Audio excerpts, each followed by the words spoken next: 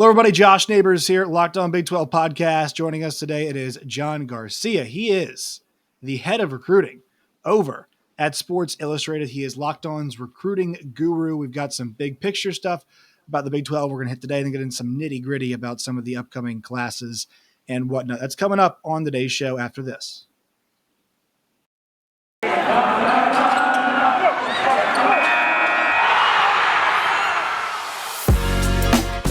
Locked On Big 12, your daily podcast on the Big 12 Conference, part of the Locked On Podcast Network, your team every day. Once again, Josh Neighbors here, joined by John Garcia Jr. of Sports Illustrated. So, John, first of all, thanks for being on here. I know you're pretty busy talking about a whole lot of places, but I've got a big picture question for you first. So I've heard from a lot of recruiting people that they think once OU and Texas leave, from a recruiting perspective, the Big 12 will be closer to Group of Five conferences and schools than it will be to Power Five. How do you feel about that assessment? Do you think it's fair? Because I would say the performance puts them on Power Five level, but maybe the recruiting does not. What are your thoughts on that? I think it should reflect the performance, right? I mean, these kids in recruiting are looking – look, conference to kids, first of all, doesn't really matter. Right. But what they look for is obviously on-field success and a potential path to the NFL. So I think in that regard, I do think the Big 12 will still hold very strong. Obviously, it will still be deeply rooted in Texas. But once it expands, now you're talking about the state of Florida. You're talking about the state of Ohio, incredibly fertile football states from a recruiting standpoint. And it's going to expand further than that. So I do think that there is a trade-off that will obviously take place from a recruiting standpoint. Look, Texas recruits nationally. Oklahoma recruits semi-nationally. That is what it is. I don't think you'll see the same thing with, Cincinnati and BYU and UCF and Houston coming in. But you will get into a different footprint than the Big 12 is currently situated in, and that will provide a little bit more juice, just like the state of Texas provided that for the SEC way back when A&M joined the fold. So I do think it goes both ways, so it should be considered to be available to go both ways, at least in the perception department. But as we all know, it's about what happens after that fact and how the on-field product changes. So, when you hear about the Big 12 adding UCF, like, what does that mean? What does that mean to add Florida to the school's recruiting footprint? What does that look like? Is it, hey, we're interested in this kid, you get to come see us play at UCF, your family can come watch us play. What does it mean when you add a school in Cincinnati, in Ohio, UCF in Florida? Like, what does that look like exactly? I mean, look, the family sell is great, right? I mean, hey, look, once every other year, right, your family will be able to watch you play for less dollars than it is to come right to the home school. But it's really about awareness, Josh. I mean, that's really what it is, because especially in the state of Florida, it's my home state. I'm here now. This state is always in flux, right? I mean, there's an influx of population from the pandemic even that we're talking about every day down here. But when it comes to the recruit, the prospect, it's wide open. Today's kids weren't alive, and this sounds crazy. They weren't alive for Miami's run. They weren't born yet. Right. They barely remember the Jameis Winston Florida State run. They certainly don't remember Tebow at Florida, right? So what that means is when it comes to relevance and awareness in the state of Florida, UCF's run is the most recent. That undefeated claim national title, joke about it if you want, that is the most recent dominant run that kids in the state of Florida were alive to understand as it was happening.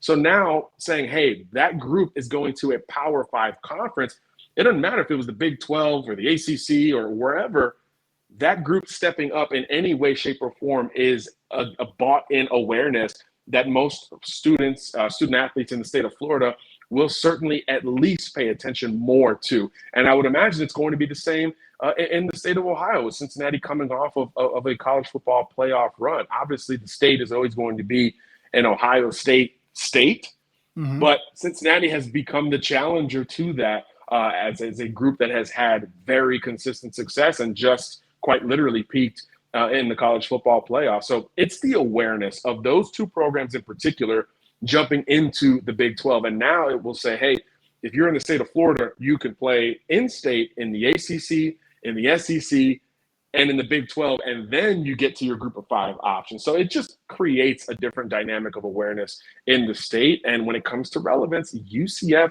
is doing a really good job at keeping kids on notice. They're getting great kids on campus for visits already. We all know about Gus Malzahn's track record. They're building something at UCF that you can feel. I think they'll win the American this year, and if not, it'll be Cincinnati again. So that type of consistency at the top is very important for the current high school Floridian. And then I want to talk about some of the schools in 2023 here. So one of the big stories in our conference has been Texas Tech and how just red hot Joey McGuire has been. Now, I see now that they've fallen to number 2, I believe, in the recruiting rankings because Notre Dame gets a 5-star. So, just talk about what you've heard people talk about with Joey McGuire and the enthusiasm. He did pretty well in getting a coordinator in Zach Kitley. He's just a red hot name right now. We'll see how long he can hold on to that. But I mean, if you're an offensive player, I'm not sure why you wouldn't want to go play in that offense, man, because that thing looks like it's going to be rolling. And it's been rolling wherever he's gone. Yeah, it really has. And I think, first of all, isolating on Joey McGuire in particular, I thought was absolutely a home run for Texas Tech, particularly in the recruiting game. I talked to people associated with Baylor. I was even doing the Locked On Baylor pod last week, and it was like, man, that loss still kind of hurts. It's like, what is that like? How does Baylor move forward? More so than how is he going to do at Texas Tech? It was almost understood that Joey was going to hit the ground running. And I think the timing of the hire, doing it a little bit sooner than the window that the whole world crashed in college football, where Lincoln Riley makes his move and Brian Kelly makes his move and everybody's running around Mario Cristobal, doing McGuire's situation first enabled Texas Tech to hit the ground running quite literally, wrapping up the 22 class and getting a head start on all the 20-something other transition coaching staffs in the class of 2023. And when you can do that in the state of Texas, it could result in a big number in terms of volume. And Texas Tech has the biggest class in the country from a high school perspective with 15 verbal commitments. You got your quarterback on board already in Jake Strong, who told me recently, hey, I'm hearing from other schools, but I'm letting them know, hey, I'm a Red Raider at this point. So there's already a pride and a buy-in between these verbal commitments, because other schools, as time progresses, are going to continue to make overtures at potentially flipping them. So not only important for McGuire to get him on board, but to then hold on to him thereafter. Yeah, that's the big key for him. And I mean, I think that's it's very exciting, but I think he's a perfect hire for a place like Texas Tech because of, you need those ties. You need to be able to sell a school that's not around, the metropolises that you do have in Texas. So I think it's really interesting what he's done so far. And, I think it's, interesting momentum. Baylor, you mentioned, let's talk about them real fast. So to me, Dave Aranda is a guy, I've been saying this, he doesn't win the press conference, but he was going to win the games. I guess that attracts a certain kind of kid, right? Like he's not a guy who's going to be the most boisterous coach when he walks in. He actually will probably be maybe the least. But I think there's something to sincerity. I feel like Dave Aranda is the coach that your parents like the most. I feel like when he leaves, they're like, that guy wants to take care of my kid and kind of means what he says. What do you think Baylor will do to rebound from that loss? And do you think they'll capitalize off momentum from last year? Absolutely. We're already seeing it on the recruiting trail. I think Baylor's got the second biggest class in the Big 12 right now, verbally committed. They've also recently locked in their quarterback in Austin Novosad, who was just invited to the Elite 11 finals. Big fan of him. I was out in Dallas watching him earn that invitation. That is a program-changing quarterback potentially. But I think he reflects Dave Aranda, and he said it after the camp. He's like, look, Dave Aranda is about business. There's a quiet confidence and a consistency and stability feel with Dave that just gives you a bit of a reassurance. You go and talk to recruits who have been in his office, hearing his pitch, and it's like he's been at Baylor for 10 years, even though it's been much closer to, 18 months or so? I mean, It is a total different feel at Baylor. It feels like Dave will be there, and that's really something that the program hasn't been able to sell in quite a while. And I do think the counter to the perception of Baylor being this offensively explosive, crazy numbers, almost Texas Tech style of team, to go to a defensive coach who is going to be a little bit more physical and a little bit more conservative, more of an SEC Big Ten approach. I do think that counter is something that the Big 12 needed, because I think everybody was lumping the Big 12, at least perceptionally, into this, hey, throw the ball 70 times a game kind of conference. And I think that hurt the credibility of the Big 12. So I think the timing of Aranda's run at Baylor last year and the class that he's building after that will absolutely help each other capitalize, but I think it helps the conference as a whole, especially when you think of the post-Texas and Oklahoma era. Yeah, when I'm thinking about that right now, you think about a lot of these leagues, there's a lot of moving in and out of coaches and whatnot. I feel like the Big 12 recruiting wise is set up because they kind of have these pillars. I mean, Dave Aranda, so much success last year, but as a person, just so solid. Mike Gundy's been there forever. Matt Campbell, he's been at Iowa State longer than I thought, but he's done a great job for Iowa State recruiting. And then you're going to add on guys like Kalani Sitake. You're going to add on guys like Luke Fickell. So I just feel like this is, and then obviously Gus Malzahn too.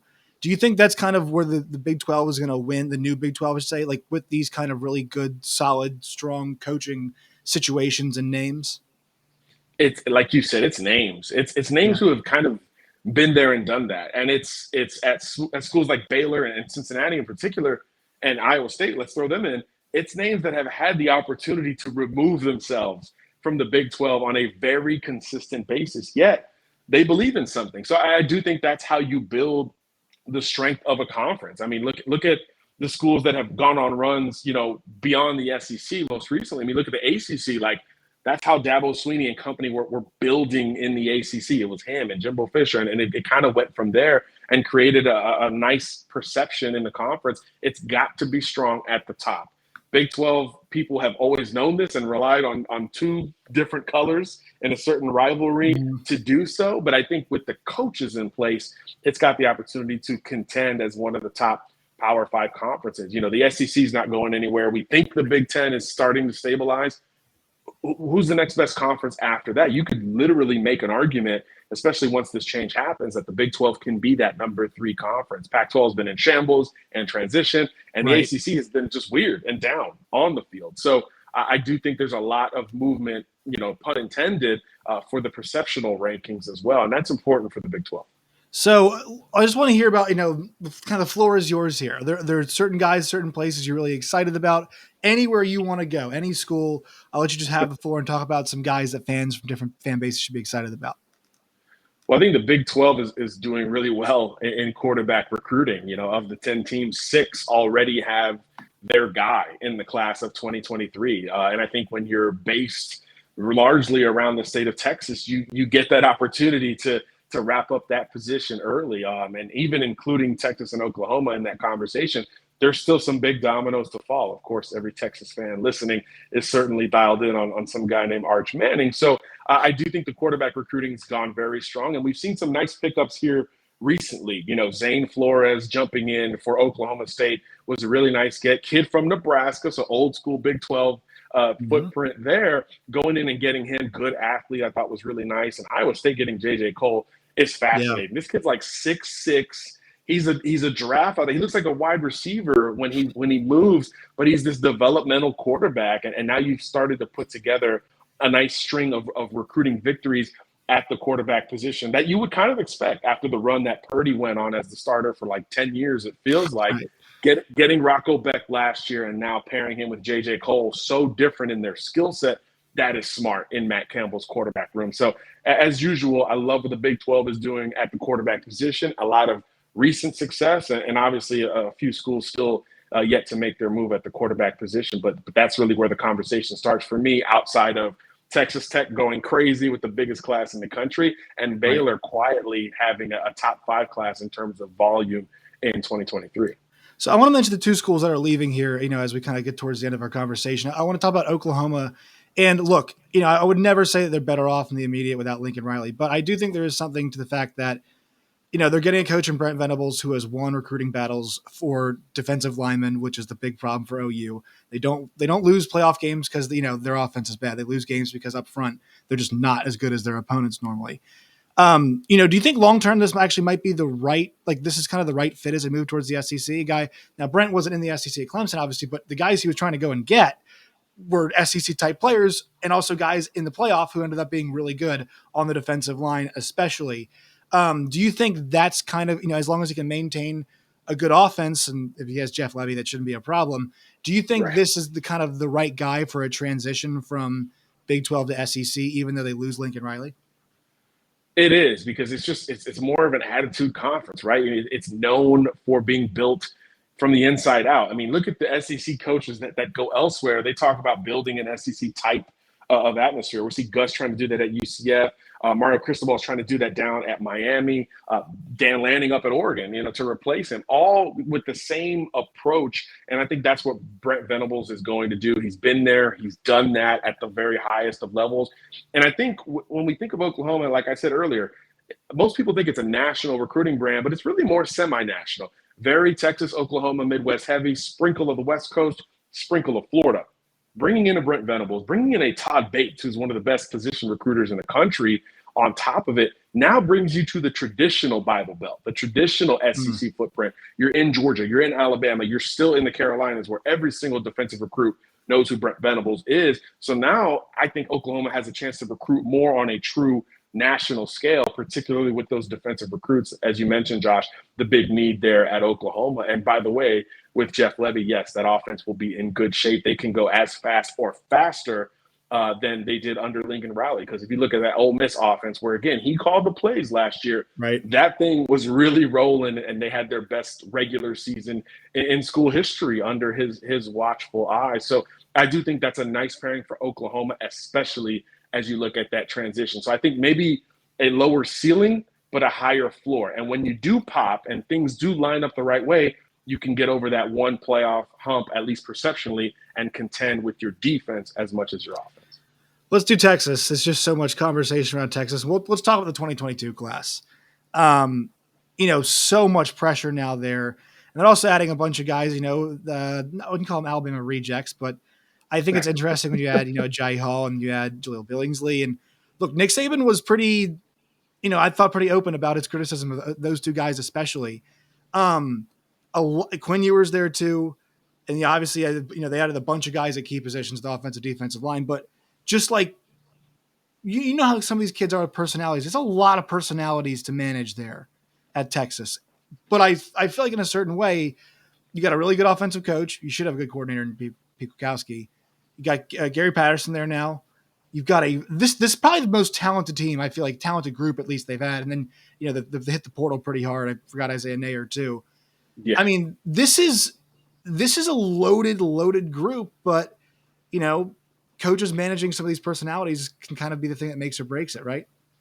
Yeah, I mean, I think along with the trenches, you mentioned, you signed the best O-line class in the country if you're Texas, but that's relying on a lot of young players to come in and make an impact potentially. So that was really the offensive downfall last year. I do think skill position-wise, regardless of who wins the job, and yes, I do think it'll be Quinn Ewers, you've got guys everywhere, right? You've brought in a whole experienced load of pass catchers to pair with Xavier Worthy. You've got arguably the best running back in college football returning behind whoever that quarterback is. So, yeah, skill position-wise, offensively, you should be good. We'll see about the trenches. And I think defensively, you've hit the portal and you have continued to hit the portal. I think they're still in it for a couple more guys that will have to come in and make an immediate impact. But it will start with the offense and perception with Texas. And, yeah, there are some big personalities and some guys that were in Nick Saban's doghouse that Steve Sarkisian recruited at Alabama and now had to re-recruit to Texas. So they certainly believe in that program. But it really comes down to the kid. If you're a Jai Hall, if you're Jaleel Billingsley, these guys, can you understand, hey, things didn't work out. I need to reassess. I need to start fresh and go forward with it. Or do you fall into the same traps that you did when you were at the quote unquote more structured program?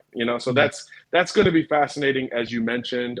But we hear really good things about Quinn Ewers understanding in his own right, hey, this is my second chance too, and kind of galvanizing guys around that fact. So that will be fascinating. I mean, everybody's always talking Texas anyway, and things couldn't have been much worse than they were last year. So nothing but up is certainly the optimistic look at the Longhorns, but skill position-wise, they can compete with just about anybody. Yeah.